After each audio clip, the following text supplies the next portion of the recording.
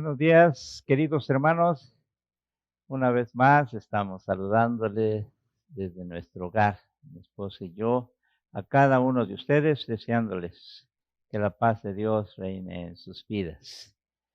Aunque pareciera eh, no del todo creíble, resulta una emoción poder dirigirme a ustedes, hermanos, aunque no los esté yo viendo directamente, pero yo sé que me están escuchando y ustedes me estarán mirando.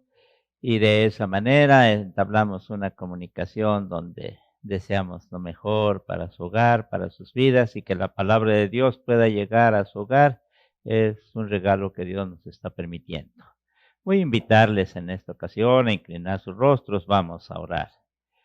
Padre Celestial, te damos muchas gracias porque nos permites exponernos a tu santa palabra. Señor, tú sabes que hay una preocupación especial para que esta palabra tuya tenga una aplicación apropiada a cada corazón, a cada vida. Necesitamos tanto de tu Santo Espíritu para que en medio de nuestras limitaciones podamos exponer tu palabra como corresponde, como palabra tuya, Señor. En el nombre de Cristo Jesús te lo pedimos. Amén. Bien, hermanos.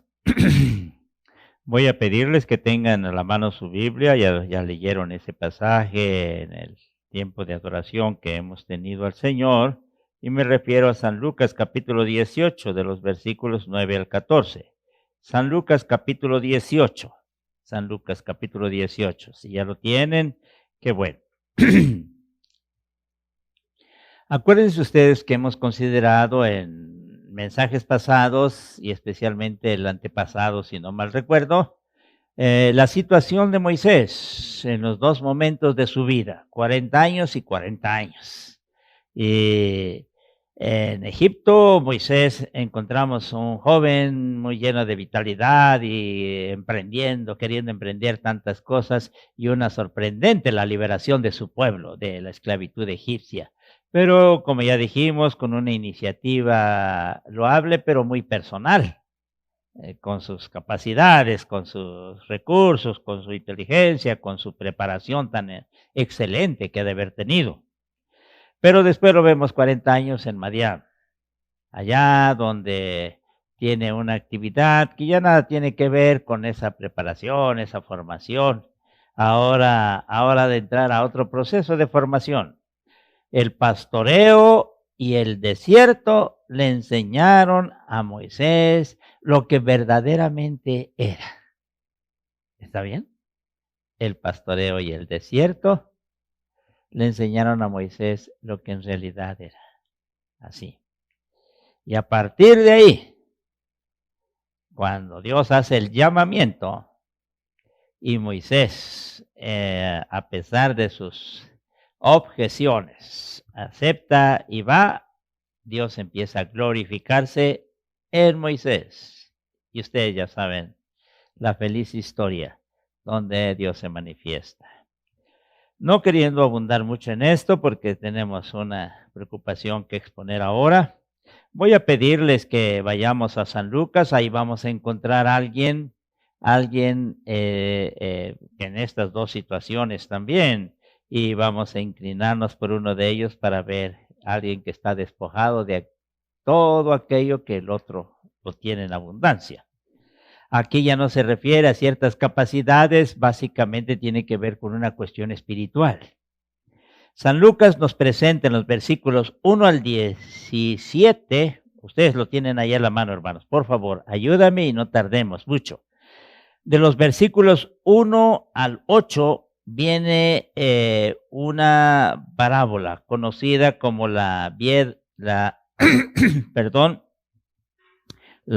inoportuna y el juez injusto. En la segunda parte encontramos otra parábola del 9 al 14, es la parábola que tiene que ver con la exposición de ahora, el fariseo y el publicano. Y en la tercera porción, del 15 al 17, más breve, encontramos un relato que tiene que ver con Jesús y los niños. Las dos primeras son parábolas. y lo interesante es que aquí, por eso lo referimos, dice, también le refirió Jesús una parábola sobre la necesidad de orar siempre y no desmayar. En el versículo 9 de la otra parábola dice, a unos que confiaban en sí mismos como justos y menospreciaban a los otros, dijo también esta parábola, 2 hombres subieron al templo a orar, ¿sí? Y esta expresión orar viene en ambos casos, nada más que es diferente en cuanto al significado y el propósito que San Lucas quiere en estas 2 parábolas. Las 2 primeras, sí, están destinadas, en este caso la primera está destinada a los cristianos que ya están cansados de orar y por lo mismo están en el peligro de dejar de hacerlo. Entonces viene esta primera parábola del 1 al 8 para animar a los cristianos que sigan orando y que sigan orando. Y si así estamos ahora, ese es un llamado que tenemos en esta primera parábola, aunque no la vamos a exponer ampliamente. Desde luego aquí se está tratando de un asunto de la oración. No así en la siguiente parábola, porque en la siguiente tiene que ver con los lectores cristianos o judíos que están amenazados por otro peligro. Y este gran peligro tiene que ver con el orgullo espiritual. ¿Está bien?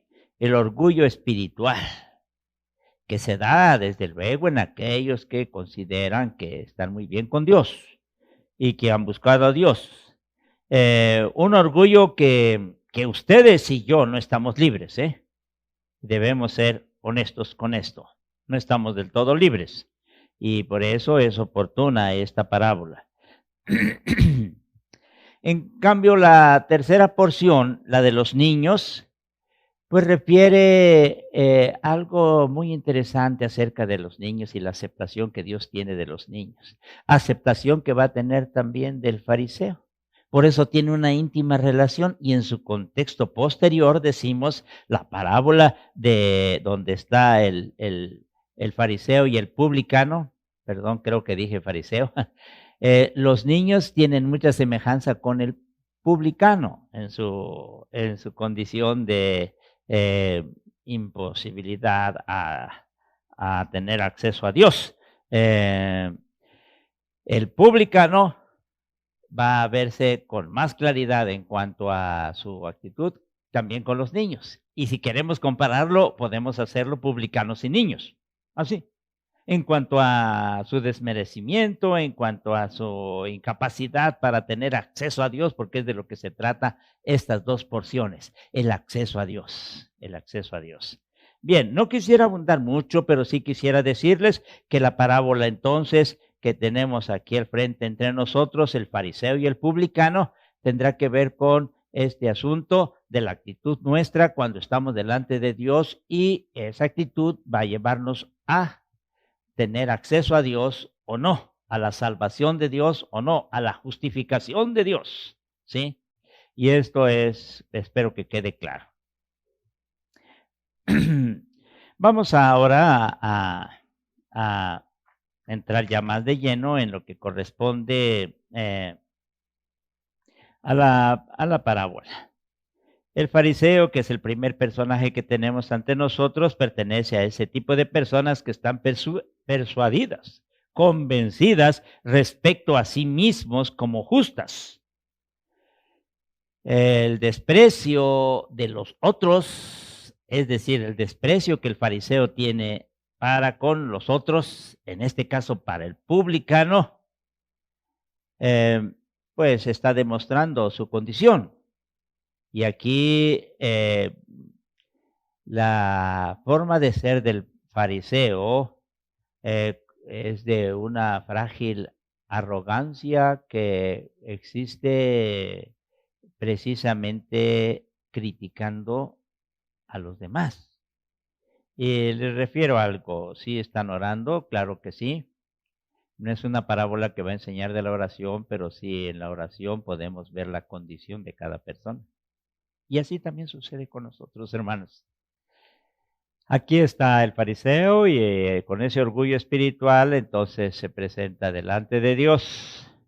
Pero nos dice el relato bíblico que está de pie y levantando sus manos y sus ojos al cielo, está orando a Dios, pero en realidad no lo tiene, eh, en cuanto a sus ojos, no lo tiene directamente al cielo, porque tristemente sus ojos también están distraídos con un publicano que está por ahí. Y en ese momento ya empezamos mal. Y esa distracción que se traduce en una crítica y en una comparación grotesca, pues eso hace que el fariseo no tenga acceso a Dios. Los dos hombres se dirigen al templo, es decir, al entorno del santuario, al atrio, la situación en uno de los grandes patios, sí, probablemente en el atrio de los israelitas, no en el santuario que estaba reservado especialmente para los sacerdotes, pero hay un espacio para que estén orando.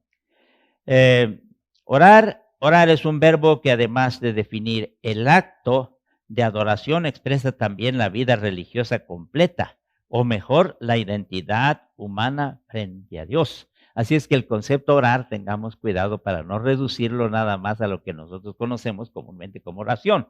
Cuando digo que van a orar es que en esa práctica se da la identidad así, humana frente a Dios, algo semejante a lo que ya les había dicho. En la oración mostramos lo que somos. Delante de Dios, desde luego. Delante de los hombres podrá ser diferente. La costumbre de orar o rezar de pie era muy común para los israelitas. Algunos ahora se sorprenden. Y hasta alguna ocasión escuchaba que si alguien abría los ojos, yo no estoy diciendo que lo hagan, hermanos, porque es un distractor muy fuerte, pero levantando las manos y los ojos abiertos y mirando al cielo, qué hermoso es en el campo hacer eso. Era una práctica muy común en el pueblo de Israel. Es más, hay una de las oraciones más famosas que se encuentra en ese entonces en la práctica de los israelitas, que se titula Las 18 bendiciones.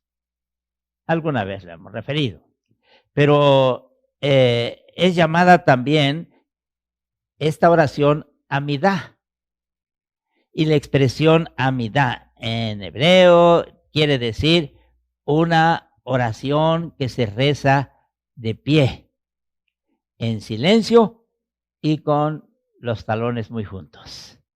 Y así es que era muy común. Aún San Pablo va a hacer algún comentario por ahí. En 1 Timoteo 2:18 dice, quiero pues que los hombres oren en todo lugar, levantando manos santas, sin ira ni contienda. En las primeras pinturas de las catacumbas, aparecen ahí cristianos orando con las manos levantadas y de pie. No estoy diciéndoles que sí vamos a orar de aquí en adelante, hermanos, simplemente decirles que es una forma muy común. Lo hace el fariseo, y aunque no lo especifica nuestra versión Reina Valera, otras versiones sí, lo hace de pie. Ambos lo están haciendo de pie. Bien.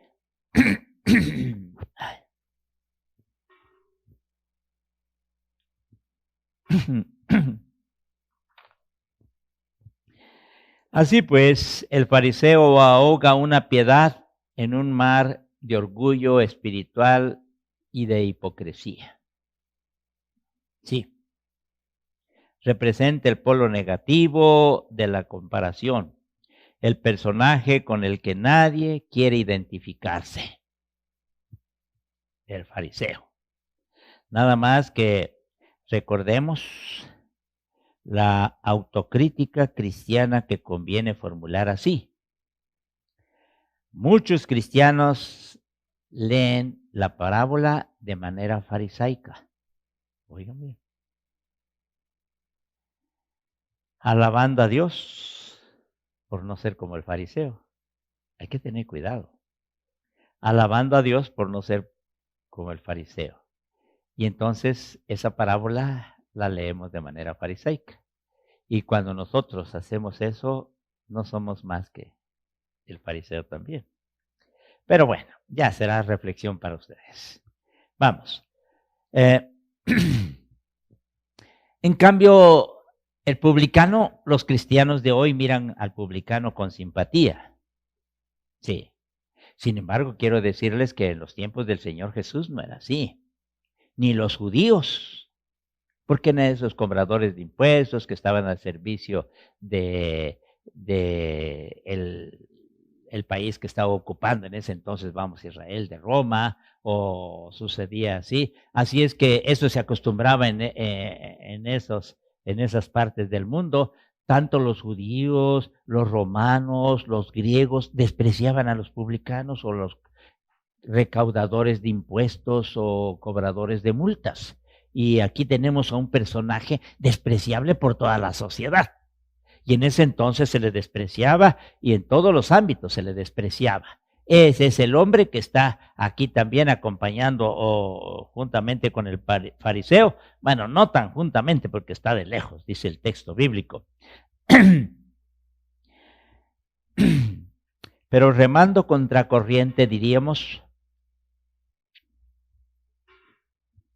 el Señor Jesús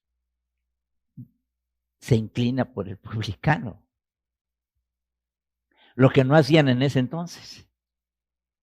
Y se inclina por el publicano porque la actitud del publicano es alguien que permite la intervención divina. La del fariseo no. Quien tenga y diga tener esa capacidad espiritual, sí, ya Dios no tiene mucho que hacer, ¿eh? Esas capacidades, sí. En cambio, en el publicano Dios puede hacer maravillas, sí. El publicano viene a ser un ejemplo, hermanos, para la inversión que provoca el evangelio de una condición a otra, de una situación a otra, de un desprecio a una aceptación, un desprecio humano a una aceptación divina. Y además nos hace referencia del funcionamiento así, nunca antes visto, inédito, de la gracia y la esperanza divinas. Sí, nunca antes se había visto ese, ese funcionamiento de la gracia en aquellas personas que se ven sin nada delante de Dios. El nivel visible del cuadro se ve simplemente en el nivel visible del cuadro, y me interesa leerlo, hermanos, permítame. En el nivel visible del cuadro se ve simplemente a un hombre, sí, al publicano. Pero el lector que busque el sentido de lo que lee asiste al nacimiento de la relación de amor que desemboca en una rehabilitación de la persona, el publicano. El nacimiento de una relación de amor de parte de Dios para con él. Calificada aquí como justicia, porque va a decirnos el texto bíblico que él sí fue justificado, el otro no, así. En este caso el fariseo se dice, os digo, este bajó de nuevo justificado en su caso, pero aquel no, dice una de las versiones que usamos. Bien, estamos avanzando en cuanto a esto, hermanos, y yo quiero pedirles que ahorita pongan una mayor atención porque quisiera exponer algo que tengo muy dentro de mi corazón. El publicano es un hombre que se mantiene a distancia. Es la distancia por la cual expresa su respeto a Dios.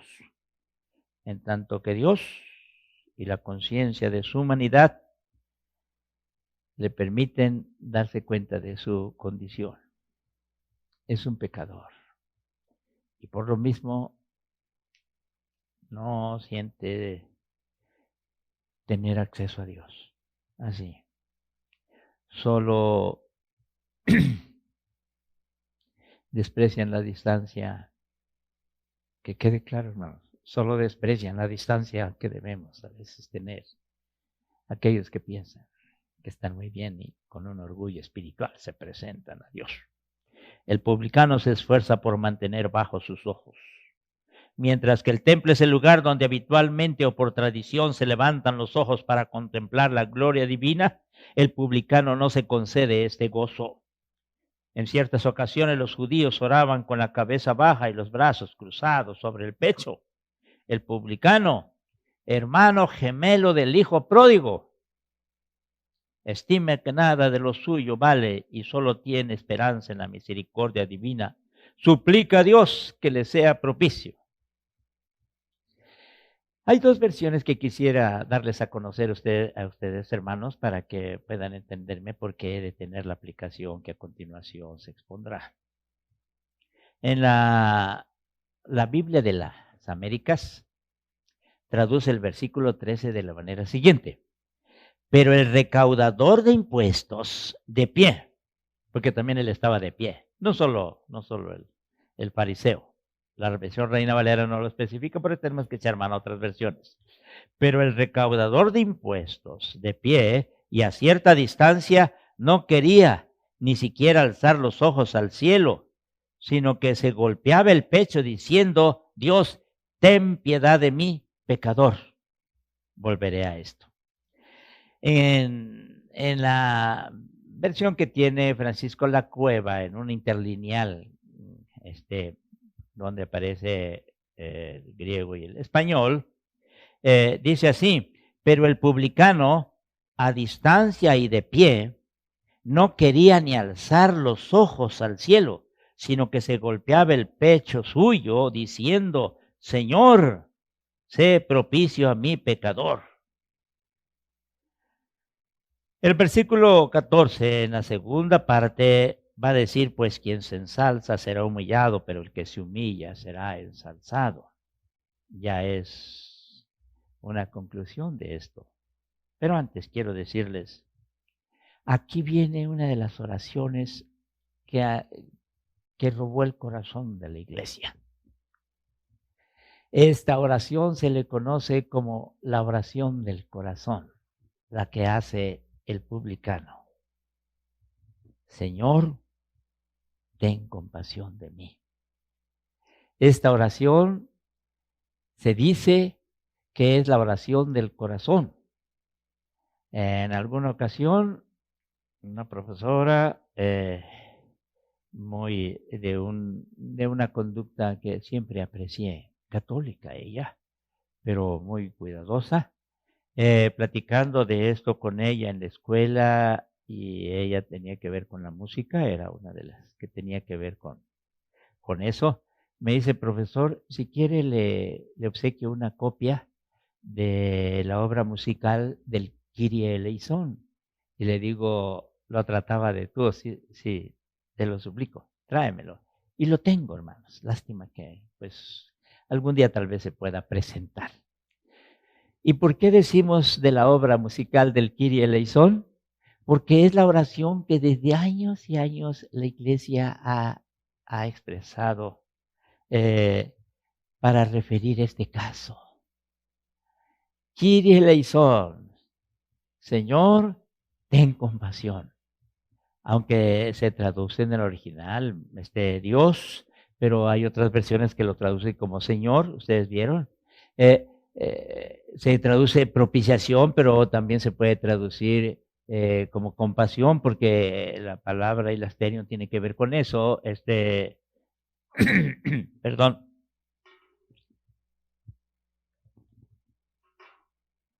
La palabra eleison tiene que ver con eso, con misericordia, con compasión. Y entonces se reducen estas dos expresiones. Señor, ten compasión. Señor, ten compasión. Y es una forma muy hermosa que la Iglesia, desde los principios, no tiene que ver exclusivamente con la Iglesia Católica Romana, hermano, no. Pero vamos, no nos preciemos materiales valiosos. Pero esta oración que fue de la Iglesia y que debe ser nuestra también, nos está refiriendo los movimientos del corazón, dice, en el ámbito de la espiritualidad. Está refiriendo el movimiento de sístole y diástole. Ustedes saben más que yo acerca de esto, varios de ustedes. La sístole tiene que ver con la contracción, ¿sí? Y la diástole tiene que ver con relajar, con soltar. A tal grado que la sístole tiene que ver con la contracción, ¿sí? Está bien. Con, con el contraer, con el apretar. Y, y en este caso, cuando dice Señor, es donde se aprieta el corazón. Y cuando dice ten compasión, es cuando se suelta, es cuando se relaja. Por eso la iglesia ha querido mucho esta oración y la ha hecho suya para presentarse delante de Dios. Y en determinado momento, reconociendo su verdadera condición, así como Moisés la reconoció cuando Dios lo confrontó y se dio cuenta que era alguien que tenía muchas limitaciones, que no iba a poder, que no iba, así también aquí el publicano. Es alguien que no se atreve ni siquiera a abrir sus ojos y levantarlos al cielo.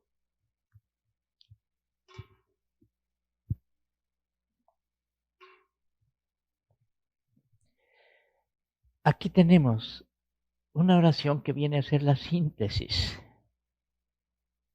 en su expresión de lo que es la realidad de nuestra vida, de nuestra condición.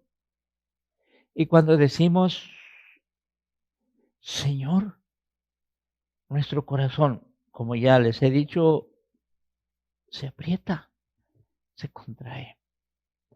Señor, ten compasión. Señor, ten compasión. Por eso se expresa así, Kyrie eleison, o eleison, Kyrie eleison, Kyrie eleison. Señor, ten compasión. Señor, ten compasión. ¿Por qué tan pocas palabras? ¿Por qué tan escaso el lenguaje en esta oración? Y la pregunta es, ¿se necesita más? ¿Tenemos que usar muchas otras palabras? ¿No son suficientes con decir, Señor, ten compasión? Señor, esta situación aprieta mi corazón. Me doy cuenta que delante de ti soy alguien inmerecedor de todo. Soy alguien que mi misma condición espiritual no me permite el atrevimiento de levantar mis ojos para verte. Y eso hace que sufra mi corazón. Por eso mis palabras son, Señor, ten compasión. Señor, ten compasión. Señor, ten compasión. Kyrie eleison. Kyrie eleison. Pues quien se ensalza será humillado, pero el que se humilla será ensalzado. Y cuando estamos delante de Dios con una gran necesidad, puede aplicarse a otras situaciones de la vida. Por favor, escúcheme. Puede aplicarse a otras situaciones de la vida. Aquí tenemos que verla en el contexto espiritual. Y así debe ser. Pero también se abre el abanico para aplicarla a diferentes situaciones de nuestra vida y para acercarnos a Dios. Y cuando estamos impotentes en algunas situaciones, cuando no sabemos qué hacer, cuando ya no tenemos posibilidades, no hay recursos, no hay nada que podamos levantar y decir me apoyo de esto, me ayudo con esto. No, ya no hay nada. Señor, ten compasión. Señor, ten compasión. Señor, ten compasión. Kyrie eleison. Padre Celestial, ten compasión de nosotros. Gracias porque podemos apropiarnos de esta oración que has servido para tu iglesia tantas y tantas veces y para nosotros también. Con esta expresión tan breve, quizá haya momentos en los que nos postremos delante de ti, o así de pie, o tal vez golpeándonos el pecho, no sé, pero que podamos decirte esta oración del corazón. Señor, ten compasión. Señor, ten compasión. Señor, ten compasión. Amén.